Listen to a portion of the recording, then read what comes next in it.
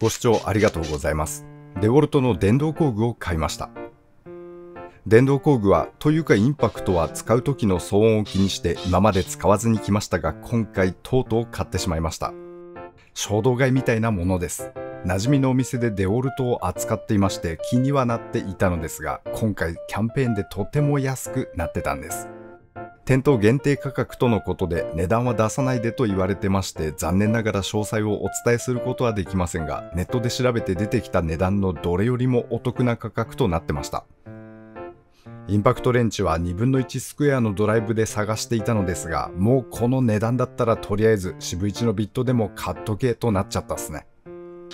ヘッドが短めと言えばいいんですかね。ここが短いインパクトです。本体は黄色と黒のかっこいいデザイン。デウォルトらしい配色っすね。黒い部分はトリガー以外はゴムっぽいベタっとした手触り。何度も言いますがかっこいいっすね。これ本当にかっこいいと思います。重量はバッテリー込みで 1570g。持っていて重たいとは感じません。バッテリーは 5Ah で、これが 625g ほどありまして、電動インパクトによくあるお尻重心となってます。ヘッドに手をかけてバリバリするのに使いやすい重さの配分。エアのインパクトよりもこっちの方が個人的には好きですね。ドライブは渋1のビットタイプ。国産のビットっていうんすか、ここが長いやつもしっかり落ちずに保持できます。その横には LED が3つ搭載されていまして、対象を優しく照らしてくれます。トルクはスペックで205ニュートン。インパクトのこのトルク値って決まった測り方はないらしくて、メーカーが違っていると比較するのが難しく、海外の方が YouTube でトルクチェックしていたのを見ますと、5秒ほど叩いてだいたいそのくらいのパワーが出ていました。よく引き合いに出されます普通乗用車のホイールナット、110ニュートンで締めたボルトなら楽々緩めることができます。渋1ビットのインパクトですから、パワーは全く期待していなかったのですが、バリバリいけるっすね。印象が随分と変わりました。出力の設定は3段階。低出力モードの1にすると電子クラッチ機能がありますので、細いトルクでの締め付けも可能です。出力というか回転数はトリガーの握りしろで調整することも可能。クランクケースに合わせるボルトとか締めていくときにとても使いやすかったですね。小さなネジの締め付けにもたまにクラッチ効かず叩いてしまうことはありますが、一発叩いて止まってくれますので、とても便利に使っています。こっちは木材にタッピングビスを立てている様子。この作業、ドライバーでやればいいやと今まで思って手でやってきてたんすけど、電動ってやっぱりすごいっすね。物を木枠作ったりするときにもう手動でやることはないでしょう。何度も言いますが、電気の力ってすごいですね。今までバッテリー管理がだるいだとかいろいろ理由をつけて電動を避けてきたというか食わず嫌いなところがあったんですけど、とても気に入って使ってます。良い道具であり、またこれ良いおもちゃだとも感じてます。最初だけかなとは思いますけど、無駄に手に取って遊んでしまってることがあるっすね。音が出る、騒音が出ますから夜使えないとか、住宅街ではためらうとかありますが、電動工具本当に買ってよかったと思っています。さて、ちょっと気になることとしては、方向切り替えのスライドスイッチや出力の切り替えスイッチがトリガーの操作に対して若干チャッチく感じること。方向切り替えスイッチは遊びがとても大きくちょっとチープな感じ。パワー切り替えスイッチはなんだか硬さがやたら気になって、こちらも少し安っぽさを感じます。実用面では全く困ってないのですが、ちょっと気になるところですね。それからこちらも実用面ではほぼ困ってないんですけど、トリガーをものすごくゆっくり細かく引くと変な動きになってしまうことがあります。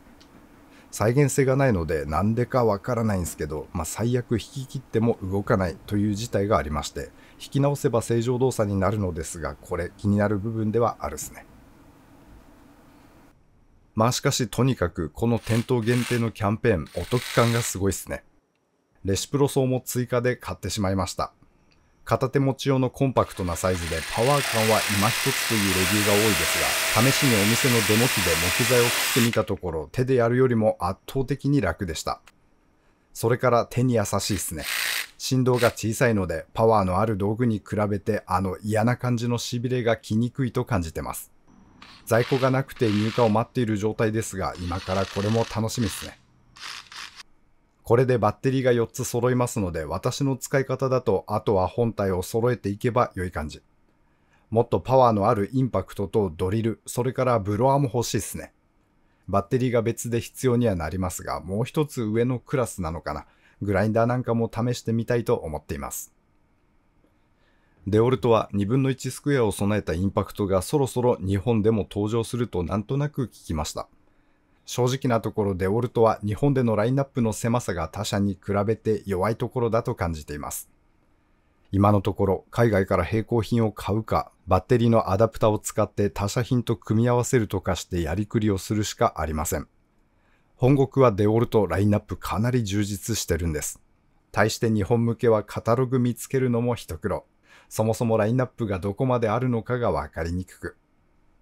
ルーター、トリマーかなは我慢できずに並行品を買いました。しかし最近為替が本当にすごいっすね。ちょっと前といってももう 1,2 年前になりますが、その頃から考えますと円に直した場合にびっくりするお値段になりました。デオルト国内、今後のラインナップの拡充、サービス面の充実をぜひ期待したいです。今回のデオルトキャンペーンは9月末までとのことでした。それ以外にも最近人気で品薄だったドロワータイプのタフシステム工具箱も在庫あったっすね。電動の工具検討中でしたり、頑丈な道具箱をお探しの方、ぜひワールドインポートツールズ様覗いてみていただきたいです。さて、ここからちょっと私事なのですが、ステッカーを作ったんです。正確には作ってもらったっすね。